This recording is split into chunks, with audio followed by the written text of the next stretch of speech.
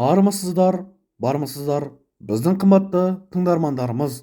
Арнамызға қош келдіңіздер.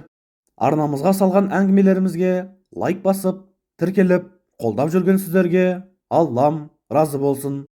Арнамызға салған әңгімелерімізге лайк басып жүрген алтын сосақтарыңыз талмасын, шаршамасын. Отбасыларыңызда тек мереке, береке болсын. Ал ендеше қымбатты тыңдармандар, мен әңгімемді бастайын. Мен әңгімелейтін әңгіме 2003 жылы Тараз қаласында болған оқиға еді. Тараз қаласындағы Хай-Хармет базарының жанындағы Фарт деген кафеде Мага Аршак деген азаматты Ташкент қаласынан вор в законе Жора Ташкентский деген ұры келіп, ұрып кеткен еді. Сол жөнінде әңгімелеп беремін. Маганың шын аты Магомед Аршаков. 1958 жылы Тараз қаласында дүниеге келген. Бұрынғы Жамбыл, қазір Тараз қаласы деп аталады. Мага көшеде өскен жігіт, тілге әбден жатып қалған, өте шустрый, адамдардың басын тез біріктіретін, тілінің майы бар, сөйлескен адам жанынан кете алмайтындай, сондай способный жігіт.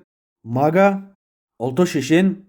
Дәл сол уақытта 1998 жылдары екі ағайынды Магомедовтер, братья Магомеда, үлкен арақ заводын ашып, дәуірлері жүріп тұрған кез болатын.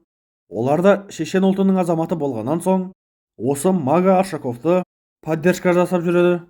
Заң жағынан көмектесіп, Мага Аршаковты қамалмауына себеп болады. Бірақ Мага бұрын 2 мәрте сотты болған екен. Кейіннен екінші срогынан шыққаннан соң Тараз қаласында жігіттерді ұйымдастырып, криминалды топ құрайды. Тілге өте бай, кез келген адамды дегенін істете алатын Маганы жігіттер Мага Аршак деп атап кетеді. Тараз қаласының жігіттері жиналып, Мага Аршакқа болашақ вор в законе деп Мерседес, Ауди түрлі көліктерді сыйға тартады. Не керек? Міне ұры боламын деп жүрген кезде Мага Аршакқа прогон келеді. Тараз қаласында сходка жасаймыз. Сол сходкаға кел деп Жора Ташкентский вор в законе хабар жібереді. Дәл сол уақытта Тараз қаласына қарап отырған Абдул деген азамат болатын, және Алдияр деген қазақ азаматы өз дегенін жүргізіп тұрған уақыт еді. Не керек? 2003 жылы бұлар Хай-Хармет базарының жанына жиналады. Дәл осы уақытта Тараз қаласында дүрілдеп тұрған Қырықбаевтар, біз бұндайда шаруамыз жоқ деп, бұл жиынға келмейді. Көктем айы, күннің әдемі уақыты. Жора Ташкентский жанында жігіттерменен 142 қара мерседеспенен тура Хай-Хармет базарының алдына келеді. 100 шақты Тараздың жігіттері Жора Ташкентскийді күтіп алады. Содан тура Хай-Хармет базарының жанындағы Фарт деген кафеге келеді. Кафенің асты подвал болатын.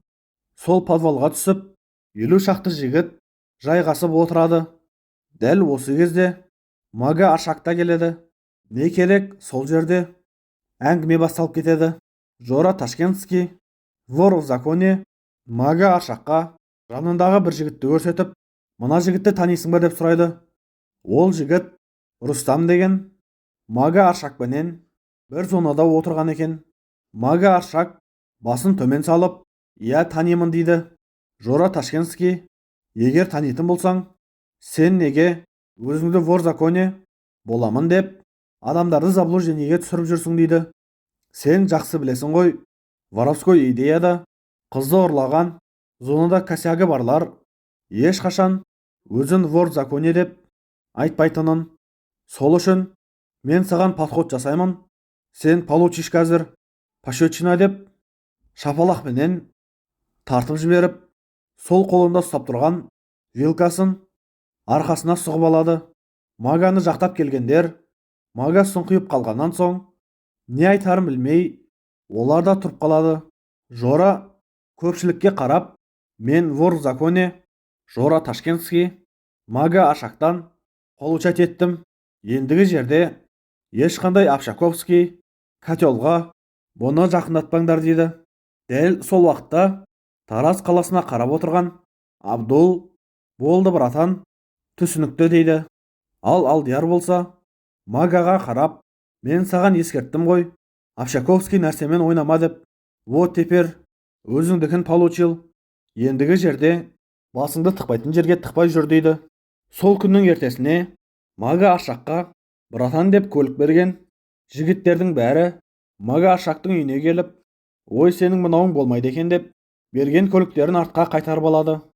Сол күннен бастап Мага Аршақ эфирға шықпайтын болады.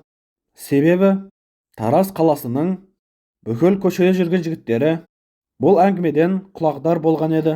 Ал ендеше, қымбатты тыңдармандар, әңгімелеріміз қандай да бір әсер қалдырып жатса, лайк басып, тіркеліп, қолдап қойсаңыздар болады. Арнамызға тіркелмеген тыңдармандарымыз болса, арнамызға тіркеліп, бізге көмек қолын ұсыныңыздар. Сіздердің қолдауларыңыз бізге ауадай қажет. Көп жылса көл, тамшының теңіз құралады деуші еді ғой қазақ атам. Сіздердің әрбір басқан лайктарыңыз, әрбір арнамызға тіркелгендеріңіз бізге үлкен күш қуат береді. Ал ендеше, қымбатты тыңдармандар, келесі әңгімемізді жолдағанша сау саламатта болыңыздар. Еліміз аман, жұртымыз тыныш болсын. Қазақ салымыз қанатын кеңге жайып қарыштай берсін. Сіздер менен әңгіме дүкен құрған Әлидің әңгімелері YouTube арнасы, ал мәтінді оқыған Әли Азат Байұлы.